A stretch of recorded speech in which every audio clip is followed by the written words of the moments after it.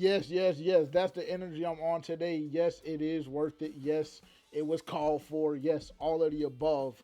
The Carolina Panthers and the New York Jets faced off against each other for joint practice, training camp day number 15 for the Carolina Panthers, and we were not disappointed. Welcome to Move the Chains with JJ. If you don't already, make sure to follow us on socials on Instagram for Panthers fans only, Twitter at FPFO underscore podcast, TikTok, all DSPs. You can find us at for Panthers fans only once again. And also you can find us on all DSPs for Panthers fans only. Y'all know how this thing goes, man. Y'all been rocking with us for the whole summer. Appreciate everybody that's here. Appreciate you all for tuning in. If you're here from Twitter, if you're here from Instagram, you've seen some of the videos that have been going out today.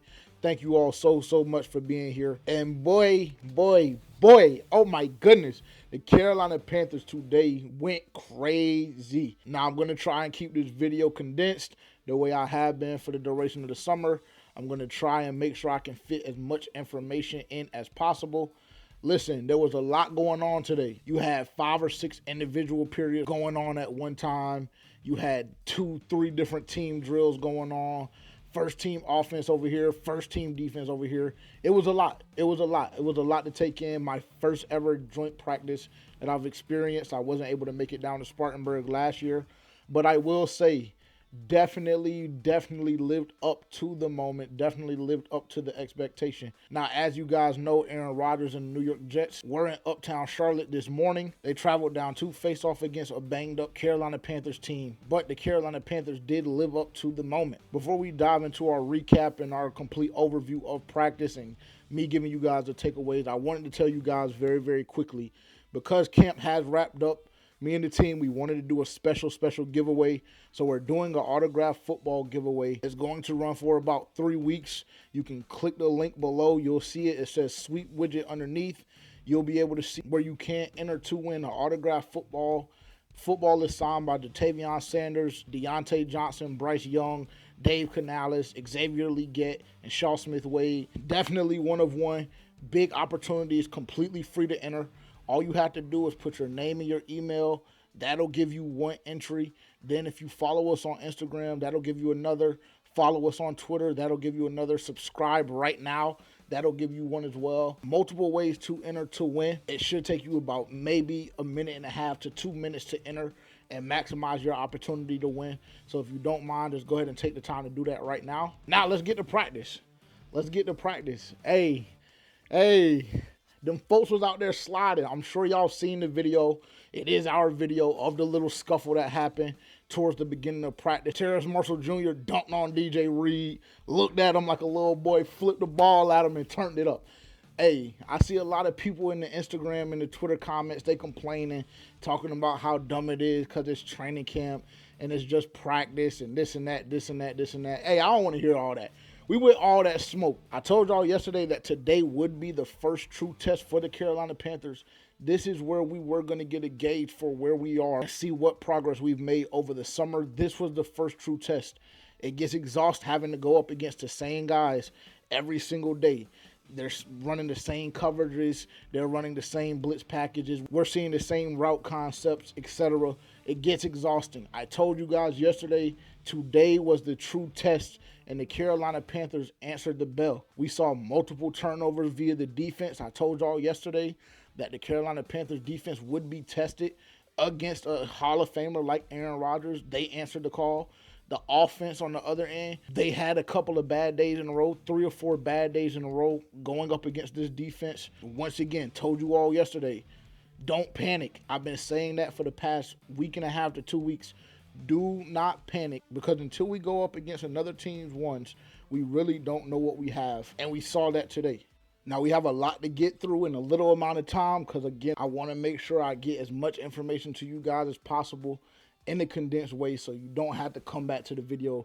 No, you can just digest it all at one time. Just know, the Carolina Panthers, to me, Now, I know I'm going to get some hating Jets fans in the comments because I know I'm going to put Aaron Rodgers' name in the title. Y'all going to search it up trying to figure out what happened during camp. I'm going to get a lot of hate comments. I don't care. The Carolina Panthers, to me, by far won the day today. When you look at what we were able to do defensively, when you look at what we were able to do offensively, Bryce Young maybe in totality might have thrown 3 or 4 incompletions. Now, were there a couple of sacks? Absolutely. But they were rotating guys in and out on that offensive line. Once again, we weren't 100% able to see that starting 5 together because Robert Hunt, as you see here, left practice early with what appeared to be a shoulder injury. He did return back to the field in full pads. Now, he didn't play. He no longer participated in practice. So I'm not sure if that was just a stinger or something. Dave Canales didn't comment during his press conference after practice. So not 100% sure there. But overall, in totality, this offense looked very good. The defense looked very good, even with J.C. Horn being on a rep count. Overall, the Carolina Panthers, again, today looked very, very, very, very sharp. And I've been telling you all, because I've seen a lot of y'all's comments.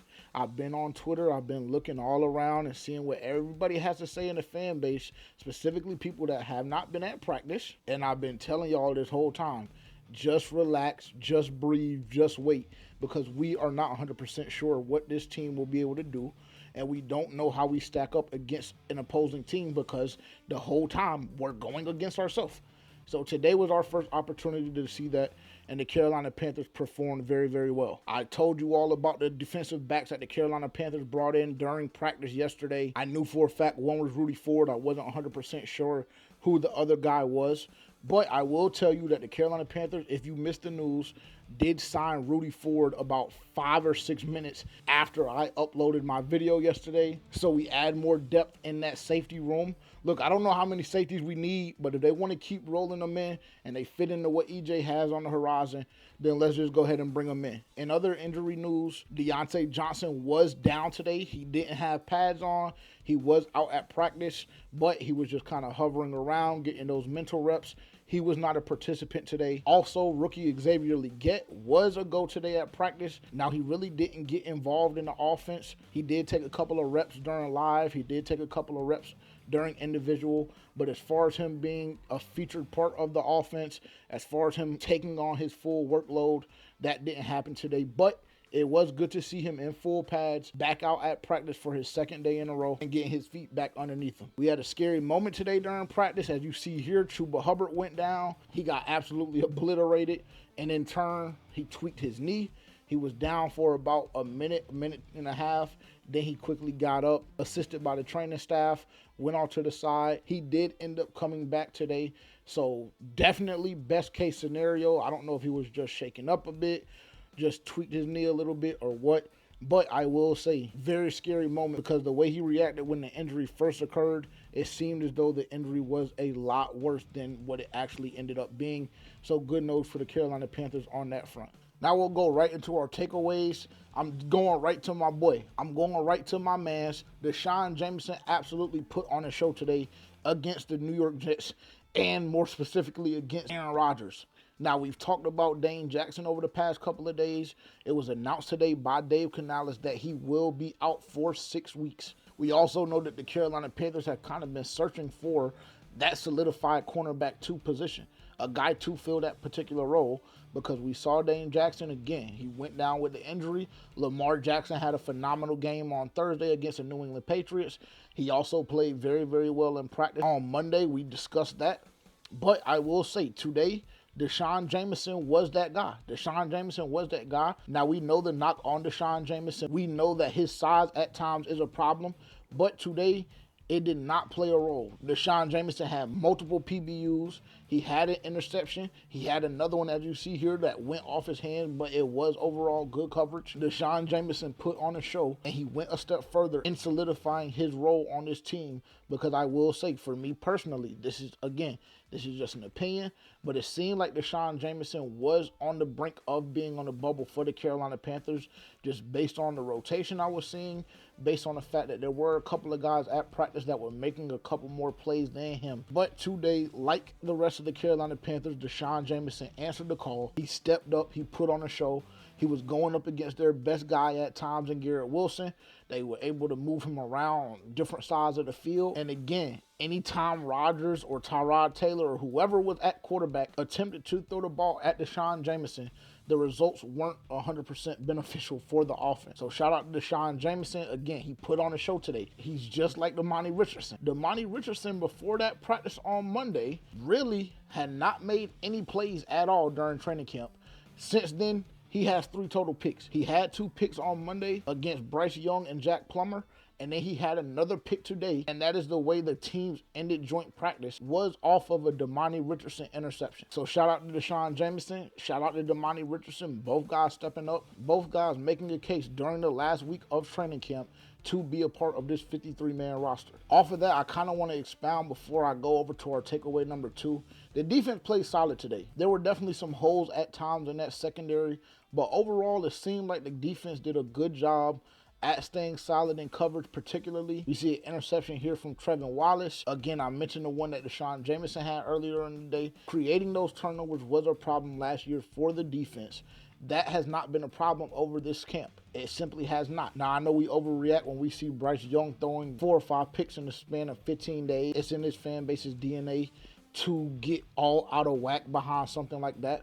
But I will say this defense is taking more chances. The defensive staff has instilled and encouraged taking shots on the defensive end to create turnovers. And right now, this defense is doing that. They had a very, very good day. Now, red flag. With Jadeveon Clowney being down today, he did not practice. That's something I didn't mention earlier. Jadeveon Clowney did not practice today, and it was very, very clear. I will say there were a couple of plays, a couple of passes in particular, that Aaron Rodgers just had all day to sit back and throw the football. And with all due respect to the guys that are in that cornerback room, we do not have the secondary to guard and cover for 4, 5, 6 seconds at a time because of a lack of pass rush. Right now, that pass rush overall is a problem for the Carolina Panthers, and it must be addressed heading into week 1. For our second takeaway, Terrace Marshall Jr. makes yet another case to remain a Carolina Panther. Now, this has been the talk of the town for the past 2 or 3 weeks, really longer than that, because we know the relationship that this fan base has with Terrace Marshall Jr. I'm not going to sit here and act like I'm not guilty of it myself. We've spoken about it multiple times on For Panthers Fans Only, about him being on a bubble coming into training camp, about him potentially being one of the first wide receivers out of the door come cuts at the end of the summer. But I will say today, again, he put on a show. He did. I don't know what y'all want me to say. I don't know what other way to say it. If you go on Twitter right now, you can see what Terrace Marshall Jr. did today against the Jets secondary. But he had multiple touchdowns. He was making plays down the field. He was winning his routes. Terrace Marshall Jr., another one of those guys that I understand love-hate relationship within the fan base. But he did put on a show. He put on a show today just like Deshaun Jameson. And he made a case once again to be on this roster come September. Now, has Terrace Marshall Jr. duped us before? Absolutely. Has Terrace Marshall Jr. looked like camp MVP and then gone into a season and simply hasn't produced?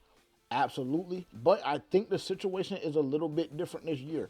Now, he started off camp very, very hot. Towards the back half of camp, he started to dwindle down a little bit, but then today he just simply exploded. And it's very, very difficult right now. If I am in the Carolina Panthers front office, it's hard for me to make a decision to let Terrace Marshall Jr. go, to let him walk for nothing, because this camp he looked good, and more particularly today against a very, very good New York Jets defense, a very, very good New York Jets secondary. He tore them up. He ate them up. He did. And he looked like a reliable target. We talked about Deontay Johnson being down for the day. Bryce Young didn't have a problem with finding weapons. He didn't. So I had to give Terrace Marshall Jr. his credit. I think it's going to be difficult for the Carolina Panthers to get rid of this guy based on what we've seen over the summer. And today he made that decision a lot more difficult. For our third takeaway, this team has fight.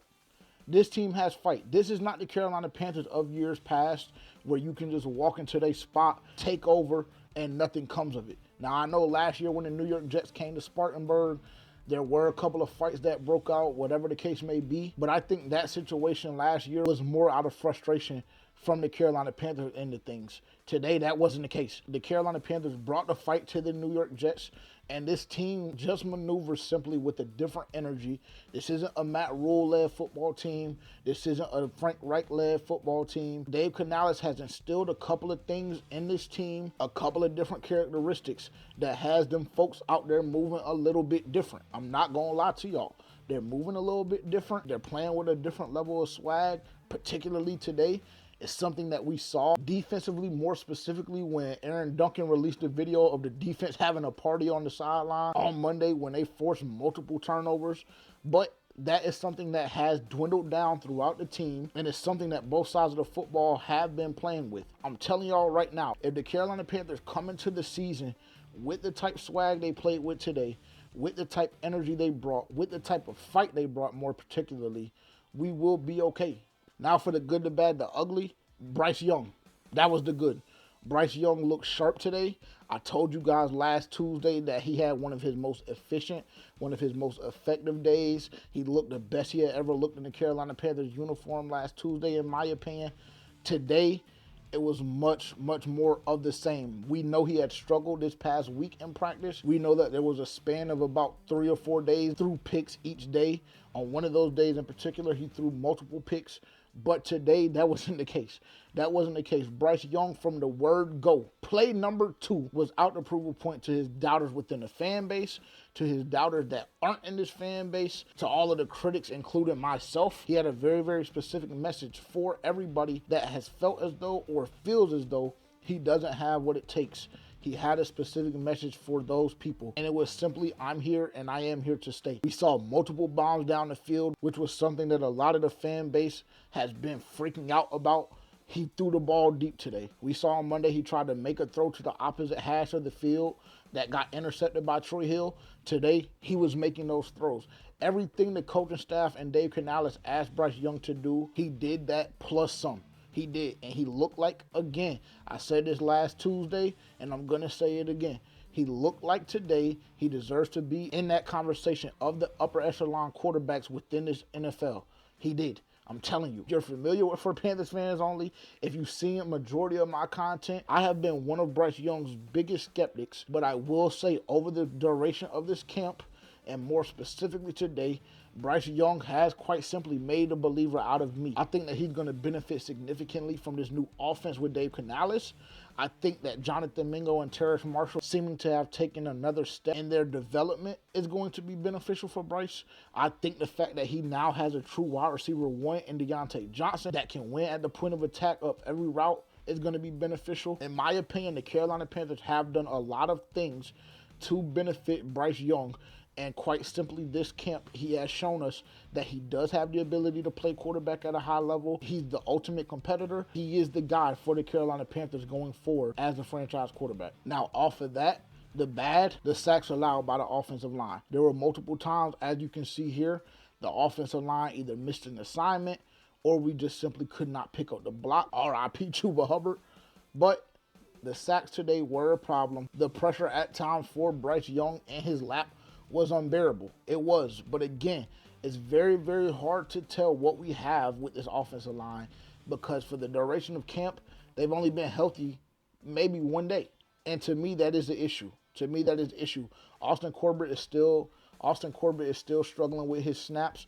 Now, yesterday, I will give him his credit. He had absolutely no bad snaps yesterday. Today, we saw a couple of those snaps that got a little shaky. We know the question marks that Ikem Ekwonu have. We know the question marks that we have with other 2 interior linemen. And then the amount of vet days Taylor Moton has been taking, we honestly don't 100% know what's going on with him. So there are question marks on this offensive line. And when those holes appear and we have to put in guys that are on that second and third unit, it gets very messy. It does. It gets very messy. It gets questionable up front. Thus, everything good I said about Bryce Young a second ago is no longer applicable because he doesn't have time for the plays to develop. He doesn't have time for the receivers to get open. And he doesn't have time to throw the downs that he wants to throw and make the decisions that we know he can make because there's absolutely no time to be had. So today the bad was definitely that offensive line at times and the amount of sacks allowed in specific team drills. And lastly, the ugly, the secondary at times. Now, J.C. Horn was on limited reps today. We talked about Dane Jackson being injured with that hamstring injury. I also big up the defense on multiple occasions throughout this video. But at times, based off of the lack of pressure up front, the secondary was getting torched. They just simply were. They were getting torched. Rodgers had time just to sit back there and pat the ball. Same thing with Tyrod Taylor. And every opportunity they had to just go underneath or whatever the case may be, they did it. When they had the opportunity to go deep for 20, 25 yards, they did it. And at times, our secondary looked completely lost.